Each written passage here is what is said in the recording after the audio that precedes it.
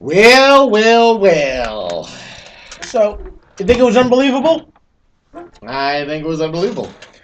That's what JBL kept saying. Gizmizik. Anyway, that was SmackDown clip right there, and you saw that ADR is the new heavyweight champion. Pretty exciting, huh? No, I don't like that word. Awesome! Shut up! We don't do that on this show anymore. Now, we have a few things to discuss. We have a little time left. Yes, we we have do. a lot to get out in a little bit of time. You know what I mean?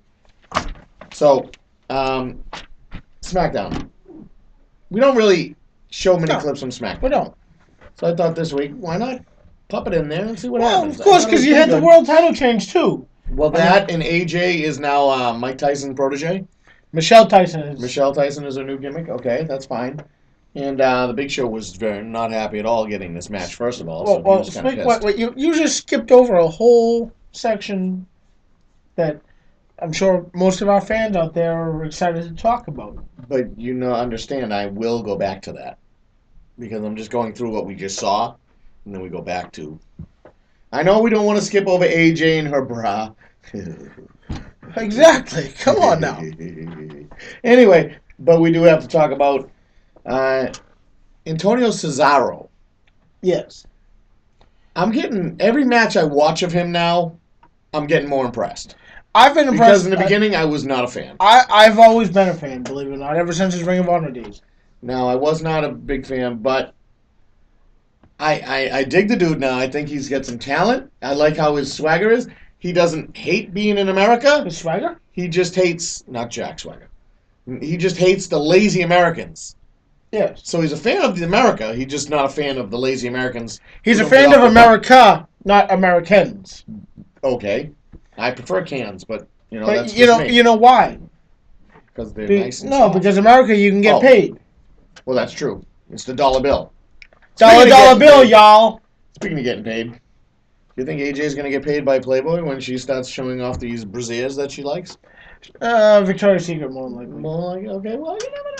Tiny girl, she'd be the smallest person ever in Playboy, no? I don't know. I wouldn't know that stat. No? No. We need Jimmy back. But that's another time, another day. No, call your buddy upstairs. Oh. Yeah. He might not say it looks right, but that's all right. But anyway, so yeah, that was a nice little wardrobe malfunction. Gave us a little insight to what SmackDown has to offer. Well, then again, it's also what Raw has to offer because she's on Raw too. Yes, well, kinda, sorta, yeah. No, not kinda, sorta. She's on Raw. Nah, well, she is. But whatever. Okay, and Biggie, of course, attacking the Great Khali for what reason? Who knows? Just because he can. There's another. And now the Shield's going after Orton.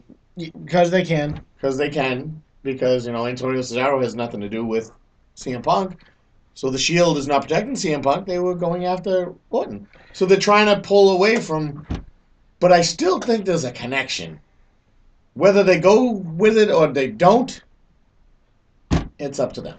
Of course, it's always up to them. Just like Yes. I always go back to the never-ending payoff of the briefcase being raised in the Stone Cold versus McMahon's ladder match. You never found out who did it, and they just killed it. Yeah. And we never really found out who blew up McMahon. That's still out there too, and that was in the 20th Raw clip.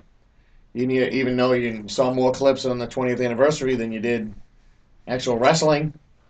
Well, that's what you're supposed to do. I mean, it's a look back. I understand it's a look back. Then you shouldn't have had a show. You should have had a retrospective filmed in the control room or the booth, the truck, whatever. The issue... And just say, hey, this happened on the very first Raw. This happened on the 10th Raw. 10th anniversary, whatever. The issue I have with it is the week before when they were in Washington, or 2 weeks before when they had the Champions Challenge, is when they brought back all the old guys. Yeah. Mae Young, Sergeant Slaughter, whoever else.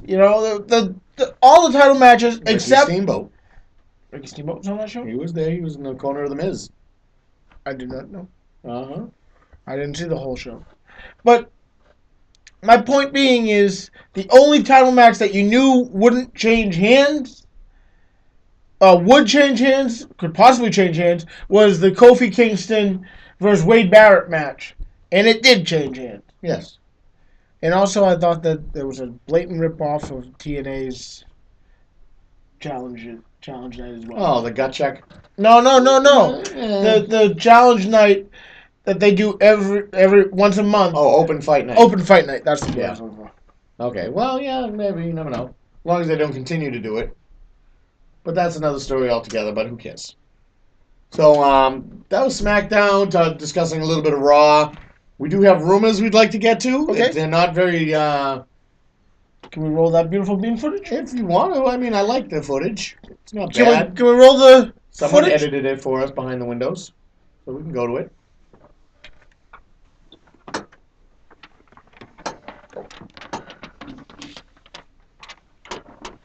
I don't hear it. There we go.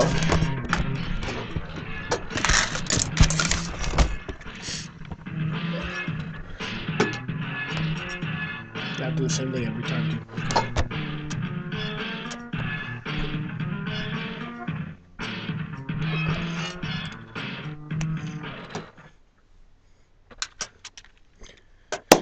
Welcome to Rumorville. They could be false, they could be fiction. I could have got them from underneath this little pie shell, but I didn't because I was crummy and yummy.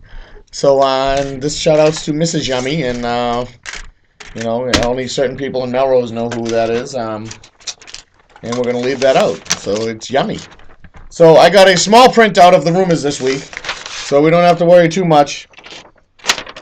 What are you doing? Oh, I got web rumors. Okay. Can I get a refill of this? Anybody? Someone? What'd you throw my bottle for? I'm parched. I'm parched. I know. Get off your stool. Anyway, so these are the rumors. We're going to start off at number 4.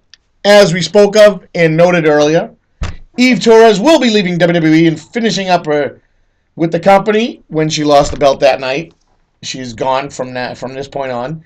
She is said to be burnt out from being on the road full-time since 2007. She has talked to taking some time off to get married, work on her home, and personal goals, including her own self-defense program. What, Vicky Guerrero's voice? Well, good for you. I mean, you want time, you're going to go get married. Why people would get married instead of family? Stupid and buy a home. Dumb. Number 3. Former WWE superstar Edge announced on Twitter that he will not be at the WWE Raw's 20th anniversary show on this past Monday. At EdgeRatedR on Twitter. For those asking, he won't be at the Raw because of a loss in the family. So that's a very good reason why he could not be there. We feel sorry for his loss. And we hope, he can get his head straight and get back to where everybody misses him. And do some more movies. That movie you did wasn't bad. Number 2. Hey, easy you. According to a report by Raj Giri of Wrestling Inc., Billy Gunn has replaced Bill DeMott. So Bill's replacing Bill as the new head trainer in WWE Developmental, which is quite shocking to me. I did not see that coming at all. DeMott has apparently been released from the company, although that has not been confirmed. He has been working as the head trainer in WWE Developmental since last June, when he replaced Tom Pritchard, who went to TNA. Now doing gut check and other stuff backstage. Which leads us to the number 1 rumor in all the land. No, that's a minus. There you go. Pick it up. A source confirms that we will indeed be seeing more than just a few familiar WWE faces in this year's 30-man over-the-top Battle Royal Rumble.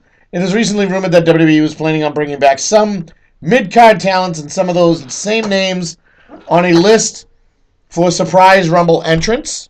Tommy Dreamer's name was brought up in a recent creative meeting about a surprise entrant in this year's Royal Rumble as well. So you're going to see some different faces, but familiar faces. What are you oohing? I'm in the middle of Rumorville. I got something about that last rumor. Oh, I thought you had to tinkle. Okay. I go up. And the last one, the bonus rumor, TNA Impact Wrestling announced a new worldwide pay-per-view programming initiative for 2013.